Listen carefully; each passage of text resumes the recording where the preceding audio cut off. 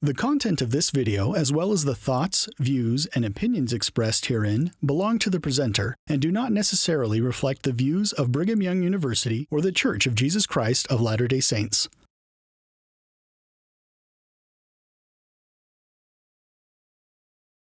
It's a real honor and privilege to speak about the Constitution, these subjects, and it is my sincere prayer that the Spirit is with us today as we talk about defending the Constitution. And for those of you who attended my previous lectures, thanks for coming for the whole week. I can't even get my wife to listen to me for 4 hours talk about this. So the fact that you're willing to stand through it is, or sit through it, is really appreciated. And we talked about one other thing. I said I teach a law school course in Paris, France. So it's only a week-long course. I actually don't live in Paris. I live in Springville, but I go there once a year, and I serve my mission in part of France and part of Switzerland. But I go there once a year, and the school does pay me to teach the course. But by the time France takes all its taxes out, I actually lose money on the trip. But I keep telling my wife it's really important that I do it. So she lets me, but we do lose some money on it. Anyway, so today's probably the most important lecture we'll have of the week. It's on defending the Constitution. And so I'm hoping we have the right spirit and the right approach to this, because this has been talked about by prophets for years. So it's a humbling task. And we're actually building on the 3 lectures we had this week. So if you've attended those, great. If not, you'll still be fine. Okay, so this is my family, just so I haven't showed you a picture yet. These are my 5 kids, and that's Kaylee, she's 4, and she woke me up at 4:30 this morning to get in my bed. And I went to her bed so that my wife could sleep, but she is awesome. And then this is me and my wife who puts up with me doing this Education Week stuff. Okay, so this is our mantra. This is our call. This is President Oaks saying, Latter-day Saints have a unique responsibility to uphold and defend the United States Constitution. Pretty clear. So that's what our discussion is about today. How are we going to do that? I want to do one off-agenda item first before we jump into that. So you may have heard of this, may have not, but I have the words hanging by a thread. And the question is this a quote of Joseph Smith? And if it gives you an indication, I don't have it in quotes, but it's hanging by a thread. So let's look at this. And actually, we don't even need to study this. BYU already did it. So in 1991, the BYU Religious Studies Center looked at this. Donald Q. Cannon did. And so the question was, did Joseph Smith really say that? Well, we don't have a direct quote from Joseph Smith, but we do have prophets that say Joseph said it. So our the study showed that 8 modern prophets have made statements about the Constitution's hanging by a thread, and all 8 of them quoted Joseph Smith. So again, we don't have Joseph Smith saying it or writing it. We just have people saying they heard it. And then, but more important than this hanging by a thread quote, 12 prophets of this dispensation have said that at some time in the future, the Constitution would be in jeopardy and it would be rescued by the sisters and elders of Israel. So 12 prophets have said that. So we are on solid ground right now when we say that it is our responsibility to uphold and defend the Constitution. So here's when Brigham Young said it. He said, Joseph Smith said, the time will come when the destiny of the nation will hang upon a single thread. And at this critical juncture, this people, us right here in this room, will step forth and save it from the threat and destruction. Joseph F. Smith, the Constitution of our country would hang, as it were, by a thread. And the Latter-day Saints, above all other people in the world, would come to the rescue of the great and glorious part of our liberty. All right, so here's another question. We're not going to answer it, but are we there? Is our country currently hanging by a thread? I don't know. But here's what Brigham Young said about it. We'll just rely on Brigham Young's statement.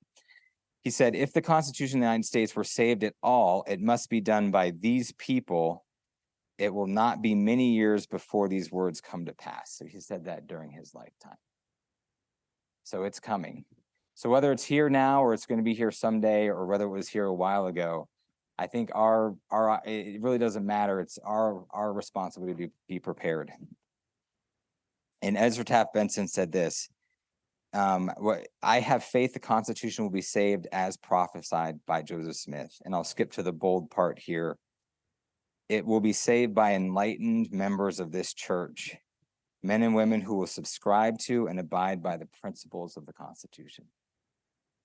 So that's us. So we're going to talk about 5 ways to defend the Constitution today. And here are the 5 ways. And we'll go through each one in step. So first, learn about the Constitution. 2, support sound constitutional interpretation. 3, uphold the law and judiciary. 4, be involved in civil affairs. And then the last one, which is I think my favorite, know that God is in charge. So let's just jump right in. Back in 1973, the church urged members of the church to reflect more intently on the Constitution. So there has been we have had counsel to, and this was Harold B. Lee, who was the president at the time. So we need to learn about the Constitution. So if you remember, we talked this week about this miracle or the inspired convention at Philadelphia. And just a 1-minute recap. So delegates from 12 colonies came to Philadelphia. We're missing Rhode Island. And I bet you were hoping you wouldn't have to see this picture one more time. But last time, I promise I won't show it tomorrow. So these were men of distinguished education and knowledge of government. We had many, many lawyers there, probably too many. And it was 4 months in hot Philadelphia. But these men were humble enough to make a compromise. And they created one of the most innovative governments ever formed, with balance of powers, checks and balances, federalism, a judiciary, and the Connecticut Compromise passed by 1 vote. And it was ratified within a year. So that was just an absolute miracle, the Constitution of Philadelphia. And if you've attended the class, you may even know who the figures are in this painting. And if you don't, there's a cheat sheet online that you can figure it out. We also went over many statements that the Constitution's inspired. George Washington said, we owe to the gracious interposition of heaven the Constitution.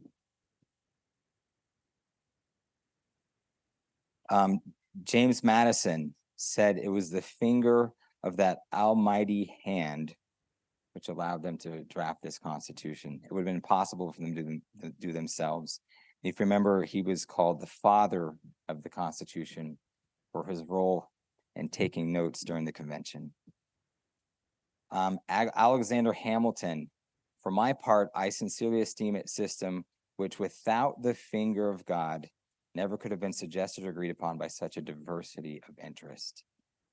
So even the founders themselves recognized that God's hand was in the Constitution. And then we've talked about Brigham Young, but he said the signers of the Declaration of Independence and the framers of the Constitution were inspired from on high to do that work. So the Constitution is inspired. And I love to wrap this section up with Ezra Taft Benson. And in my previous lectures, I had a grainy black and white picture of him, and I was gonna go over my notes last night, and I said, why don't I have a color picture of him? So anyway, you have color today of President Benson. But in the final analysis, what the framers did under the inspiration of God was to draft a document that merited the approval of God himself, to be maintained for the rights and protection of all flesh. So God approved of it. So now we're going to talk about responding to some concerns that people have about the Constitution. Don't tell Education Week this, but I already taught you this during the last 3 lectures. So we're just going to review it. So if you attend the last 3 lectures, you already have a good idea about this. But this is fairly delicate, and we want to do this in the right manner. All the answers are not perfectly clear. This is not a slam dunk case where we win 100% of the time, but it does I hopefully I can at least give you some thoughts about this. And President Oakes gave us some counsel on what the right approach to contested issues or difficult issues is. We do it to moderate and to unify. That's our goal. And so I'm just going to give you some suggestions on how I would respond to these concerns. These are not authoritative. These are not what you need to do. They're just kind of my thoughts, and you can take it for what it's worth. So the first concern that sometimes is raised, and I'm going to go through 5 of these. All right, I'm going to go 5 concerns that you might hear about the Constitution. The first concern you might hear is the U.S. Constitution is old and outdated. And my response would be, well, I think the fundamental principles of the Constitution are vibrant and active. Countries all over the world have adopted these principles. And then I've listed some of them out. We the people, the source of the power, division of power, separation of power, a written Bill of Rights, a written Constitution. So there are all these principles. All but 3 countries have adopted written constitutions. And then, as we discussed in prior lectures, we the people is the most common phrase in world constitutions. So that, to me, shows that it is very relevant and influential, our Constitution, not old and outdated. Okay, second concern that people might raise, it's inherently flawed, our Constitution. Well, as we've discussed, it's not a perfect document. It was a compromise between 13 colonies, actually 12 because Rhode Island didn't show up, with different diverging local interests. It's created a nation that has endured over 200 years. And as we said with our last answer, the constitutional principles are still very vibrant. And this is something else President Oakes said, the Constitution also allows for inspired amendments. The Articles of Confederation, which was the first U.S. Constitution, required a unanimous vote to amend it, which essentially means you're never going to amend it. So the U.S. Constitution decreased that to 2/3 of both houses in the legislature, which was very novel and innovative, and makes it so you can have inspired amendments. So concern 3, the founding fathers were slave owners. This is a difficult issue. There's no good answer to this. I think it's just helpful to understand the entire context. And then it is what it is. So some of the founding fathers did own slaves. We'll talk about a few that did. Many were opposed to slavery. But the goal in Philadelphia was not to abolish slavery. It was to create and unify a nation that could withstand the test of time.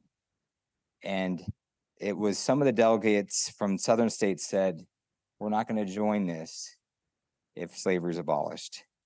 Alexander Hamilton said that no union could have been formed without some type of compromise. So there was a compromise on slavery. The word slavery was intentionally removed from the Constitution. It's not in there.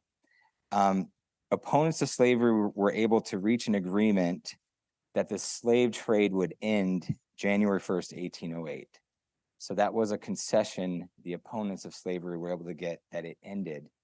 And by having it end and having that be by Congress ending it, it made it a federal issue instead of a state issue. So that was also actually a pretty good win, because then the federal government could handle it. You wouldn't let states individually decide whether they wanted slaves or not. So that was a pretty good win for the opponents of slavery. The morality of slavery was not the debate at the convention. It wasn't a question of whether it's right or wrong. They were really looking at how we're going to keep us together. And then, as we all know, it took a civil war to end slavery. So it's highly unlikely they could have solved it during those 4 months in Philadelphia. So this is some of my research on slavery, and you might find different research. There's a lot of different resources. People are saying a lot of different things about it. But here's the 5 that I've talked about the most and what I understand they feel about slavery. So George Washington inherited slaves, owned slaves, expressed some desire to end the practice. And in his will, when he died, he freed all the enslaved people he owned. So Ben Franklin also owned slaves, but became president of the Pennsylvania Anti-Slavery Society and really advocated against slavery. James Madison owned slaves, but also argued that they were incompatible with revolutionary principles. Alexander Hamilton, we're not sure if he owned slaves or not. There's been some recent discussion that he may have. So I said likely did not own slaves. We don't know exactly, but he was pretty opposed to slavery. And Governor Morris was not perfect in any sense. He's got other things we won't talk about, but he did denounce slavery as a nefarious institution, the curse of heaven of the states where it prevailed. And he was definitely against slavery. So there's some of what I've thought about the founders and slavery. Okay, so concern number 4, the Constitution failed to protect women and ethnic minorities. The response, well, the Constitution does not specifically reference women or ethnic minorities. I have a spelling mistake there, but the First Amendment does protect freedom of religion and speech for all people.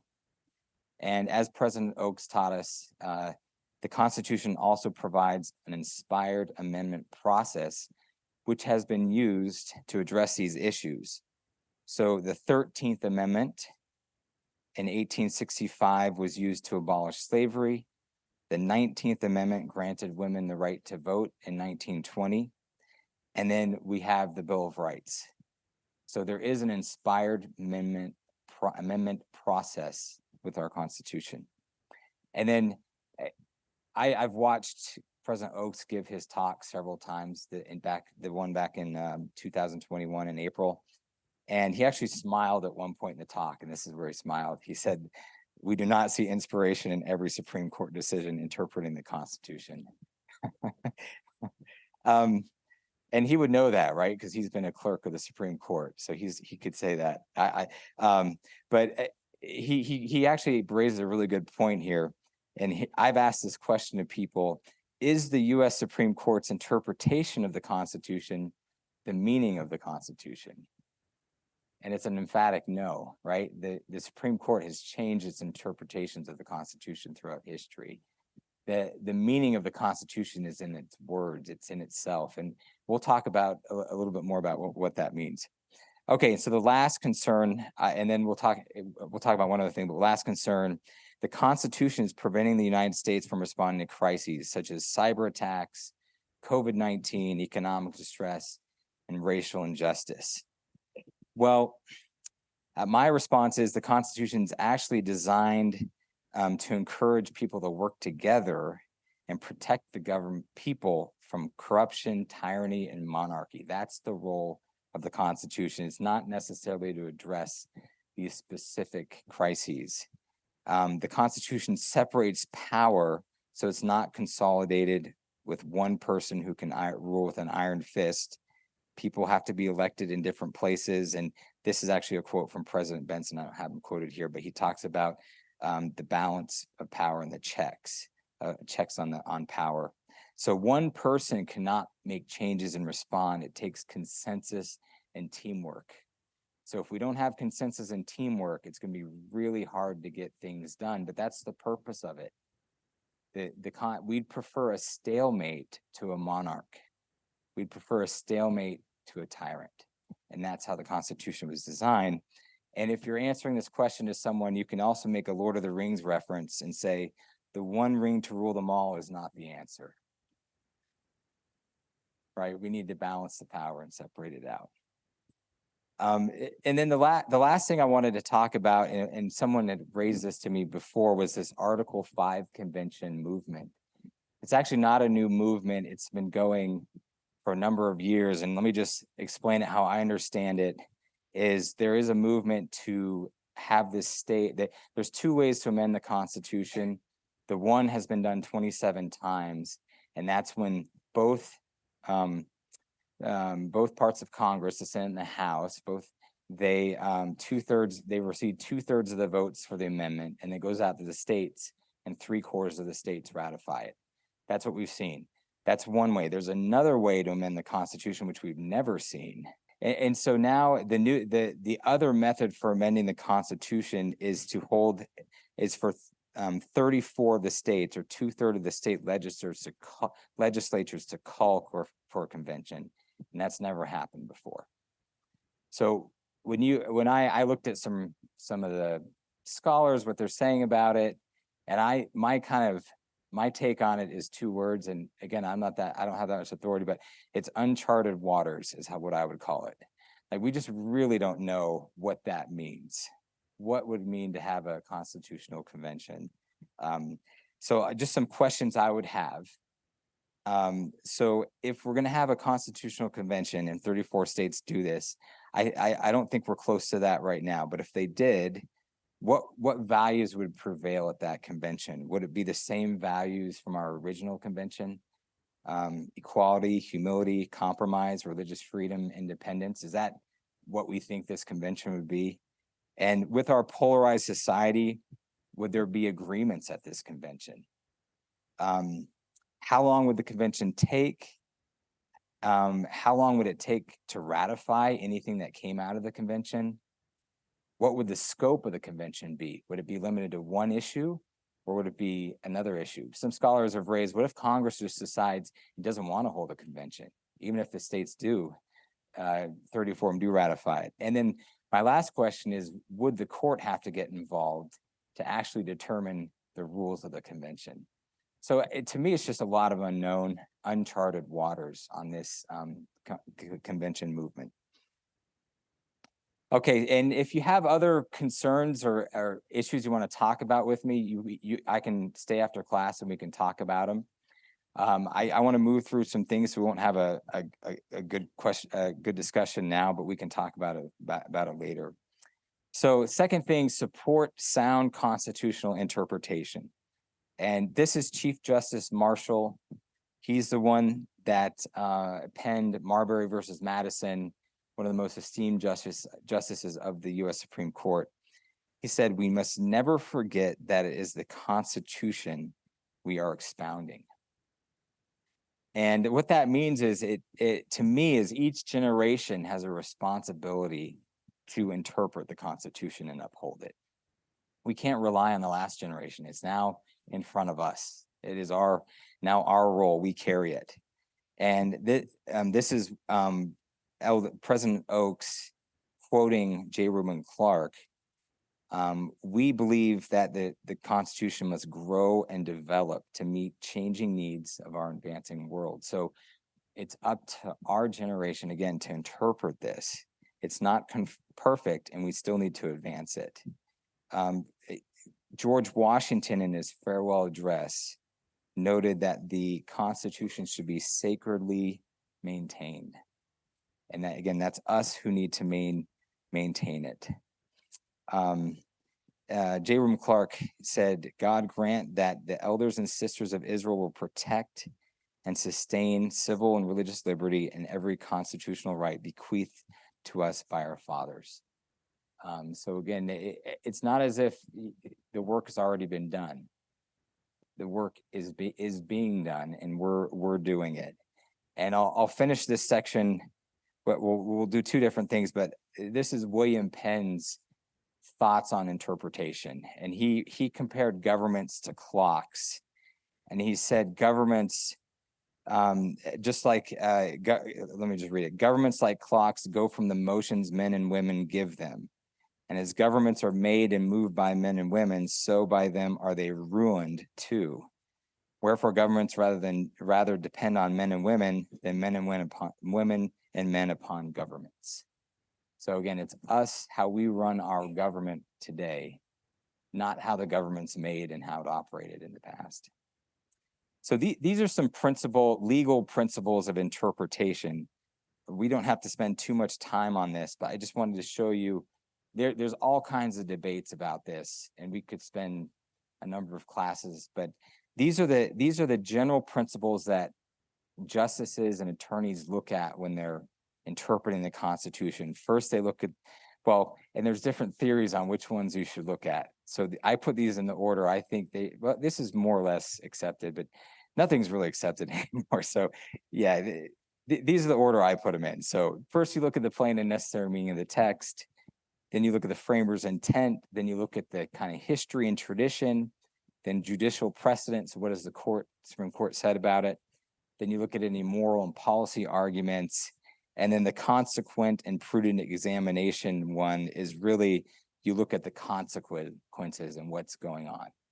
And you'll notice that number 6 is obviously the most open-ended, right? It doesn't really have any rigidity. You just kind of do what you want, but the other ones have more anchor to them, especially the first one when you actually interpret the text.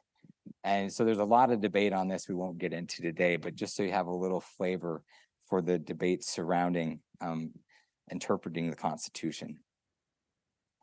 So the next one, number 3, upholding the law and the judiciary. So we looked at this yesterday, but this is a rule of all law index done by this nonprofit, Our World in Data. And it just kind of, we'll focus in a little bit here, but if it's colored, it's excellent. If there's no color, it's poor. And if there's lines, that means there's no data. But this is just kind of showing us how the rule of law is viewed in the world and how a society values the rule of law. And obviously we're proponents of the rule of law. We encourage the rule of law. We sustain the judiciary and the rule of law. So the more color we see in this map, the better we're doing throughout the world of helping them value the judiciary and legal principles. So Africa is coming along. China, not so much. India, I mean, according to this, they don't have Western Europe, but Central Europe right there looks pretty good as well. And then obviously Chile and Africa looks great. They've given Chile, and if you're following Chile right now, they're redoing their constitution. Chile's right there, that long one. They're redoing their constitution. They've had some struggles with it, but an interesting story. All right, so this is the United States Federal Courthouse in Scranton, Pennsylvania. And I spent 2 years there in one of the offices. The office, I was one of the upper windows there. And I looked out over this green lawn, so many hours, my goodness. And so I was a clerk for a U.S. federal district court judge. So that's the trial level of the federal court system. After that, there's the appeals courts, and then there's the U.S. Supreme Court. So that's where I kind of fit in there. And this was my judge, Judge Vanaski. And I just had an incredible 2 years. It was just out of law school when I got to be under his tutelage.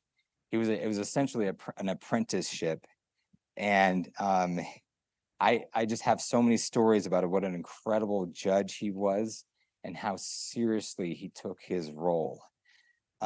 So one time I was looking back in our file room, trying to find something related to a case, and I came across a letter from him. And in the letter, it said that he had received $100 check from somebody because he spoke at their event. And so in the letter, he said, "Thank you for this donation. I cannot accept it because I'm a member of the judiciary and I uphold my office with integrity, and I'm returning the check to you."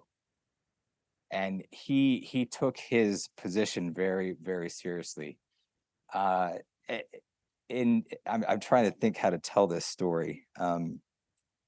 So if a federal judge is driving, and I'm not saying any federal judge does this, but if a federal judge is driving and they get stopped by a police officer, these police officers, especially in local small places like Scranton, they appear in front of the judge all the time. And so generally a police officer is not going to give a federal judge a ticket, all right? And if they don't know that, they don't recognize a federal judge, the judges do have a badge, a card that they can pull out and just flash and say, "Hey, I'm a federal judge." And if you give that federal judge a police officer good luck, a ticket, good luck to you if you're a police officer. But so I heard this story about my judge. He got pulled over and the police officer did not recognize him. He did not pull out his badge. He just took the ticket. And again, just that type of integrity is what these judges have. They really do value their role. Now, my judge was a Clinton appointee and an Obama appointee. So he got elevated to the Third Circuit, which was the circuit courts. That was a pretty big deal for him. And I did not even really ever see in any opinion, I probably did over 200 opinions with him, any type of politics. It was just what's right for that person and what does the law say every time. I never saw him be persuaded by any political views in what he was doing.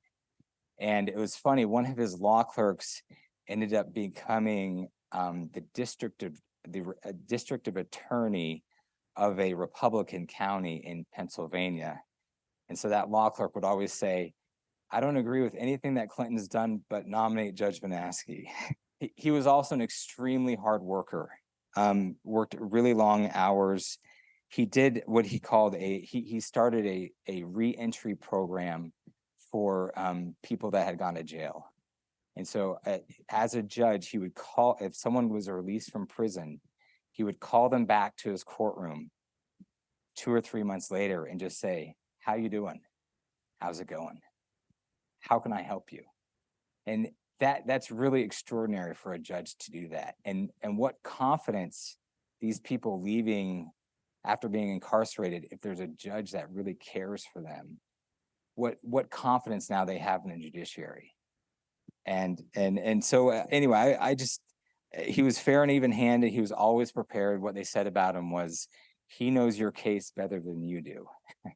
and he really would surprise some attorneys with his knowledge. So I share that story to show you how important the judiciary is, and that we talk appropriately and we respect judicial officers. If we're slandering them or if we are accusing them of things, I think the majority of them really do take their jobs seriously. And our job is to respect and uphold them, because they truly do work hard and uphold the law.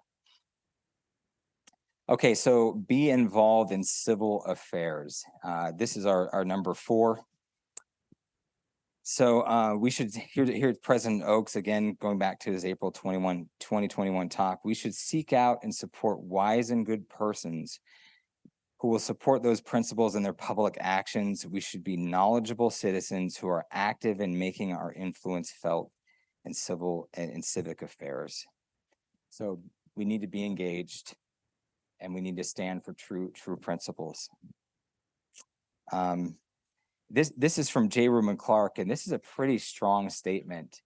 And I just share this so it encourages us to be involved. He said, I say to you that the price of liberty is and always has been blood, human blood. And if our liberties are lost, we shall never regain them except at the price of blood.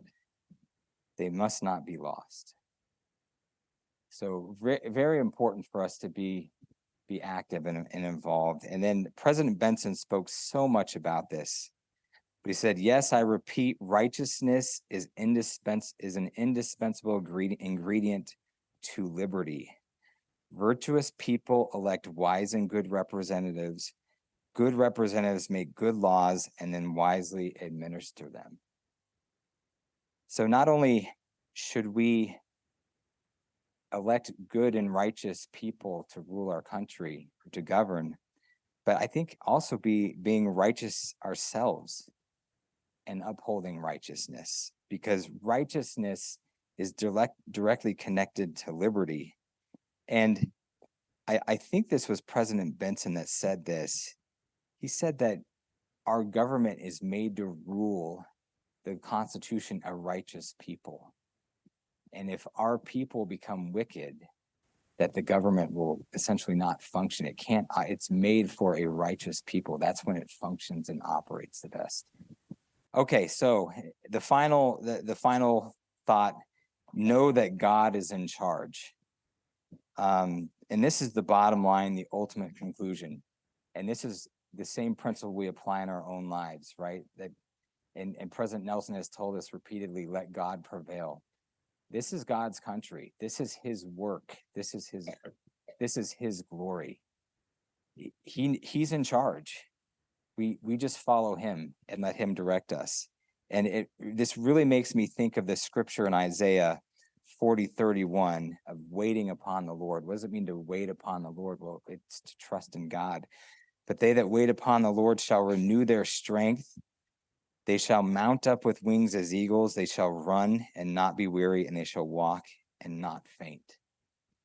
And we've seen in our country's history, and I'm going to go through a few of the moments, God's hand. So God has taken care of us. There's things that would not have happened without God. And he will continue to do so as long as we do our part.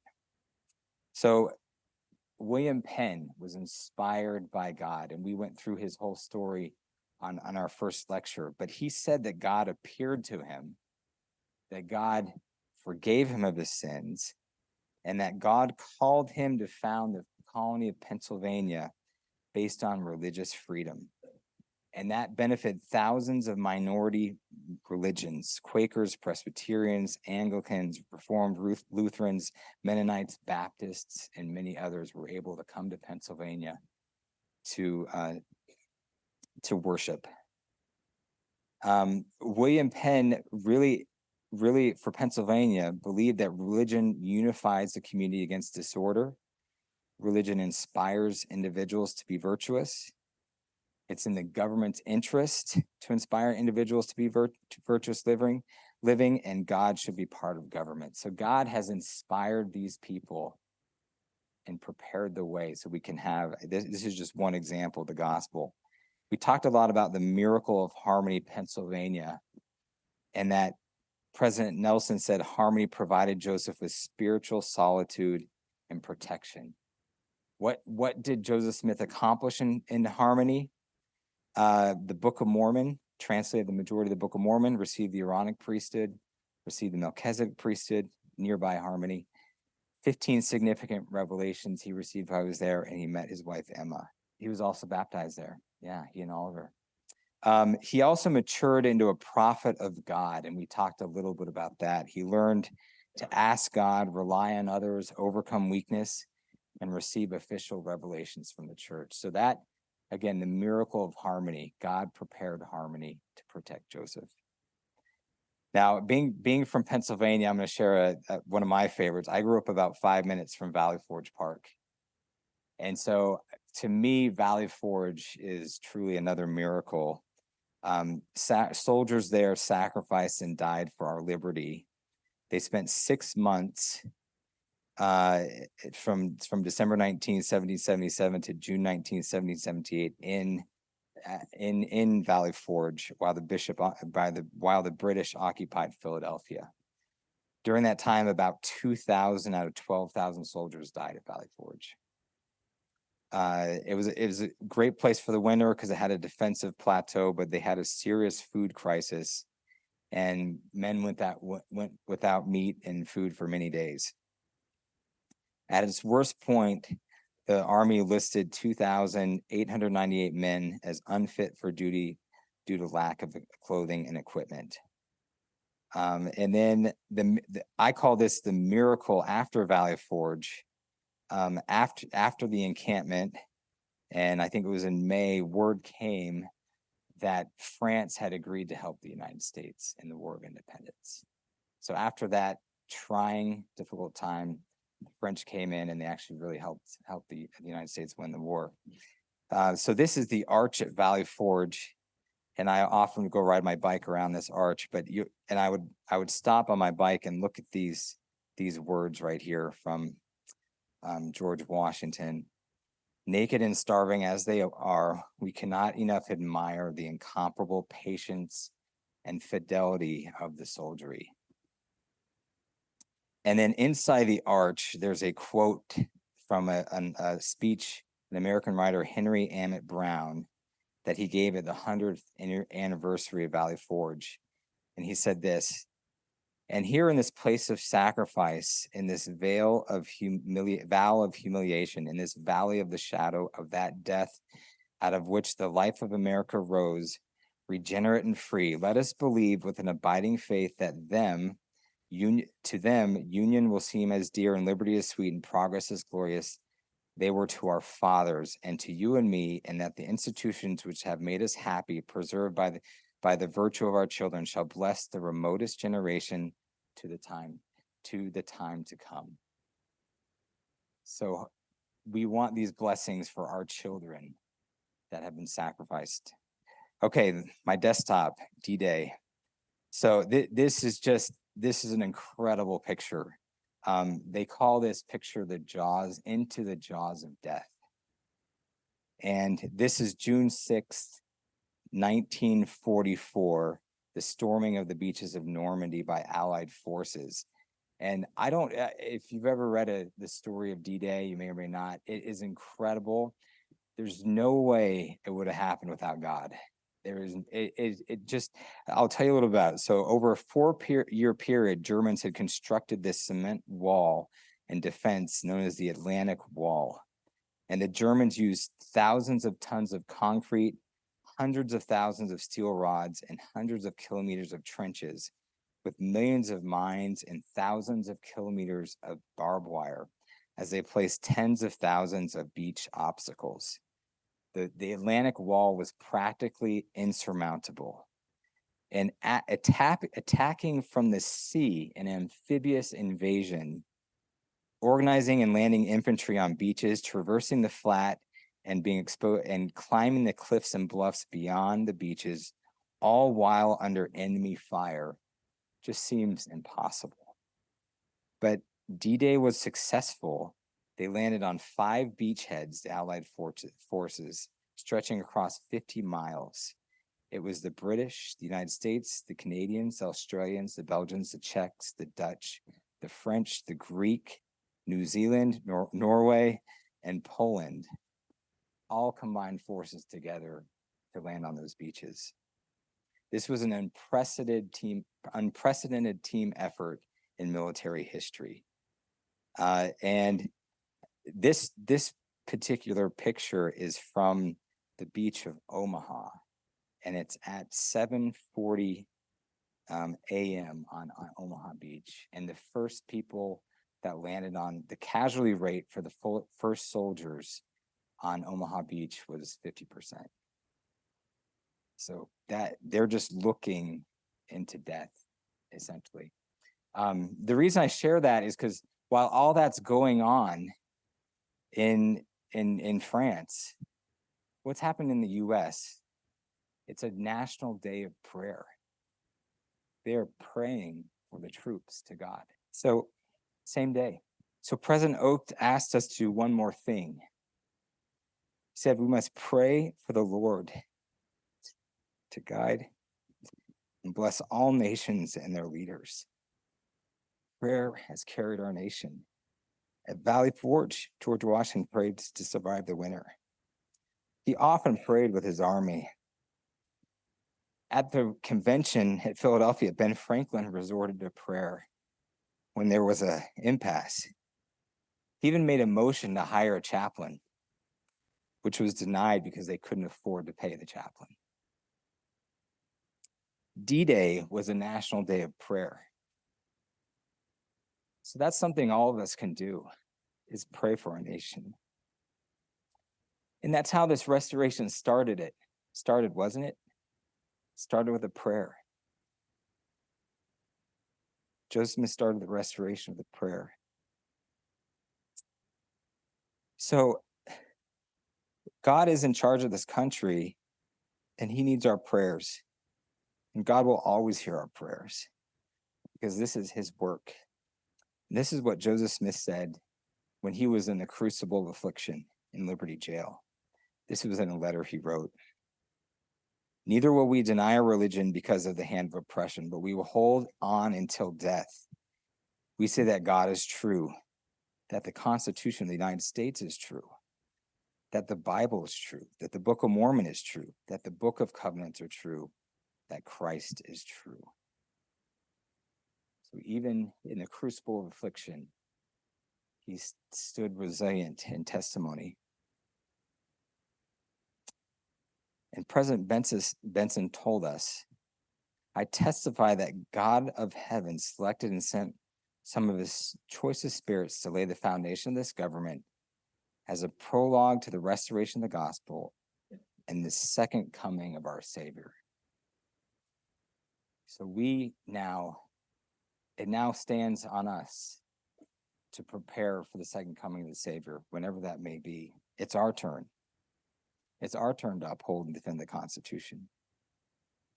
And we can be assured that nothing will stop God's work from progressing. And I'll finish this lecture with The Standard of Truth by Joseph Smith. And he said, the standard of truth has been erected. No unhallowed hand can stop the work from progressing.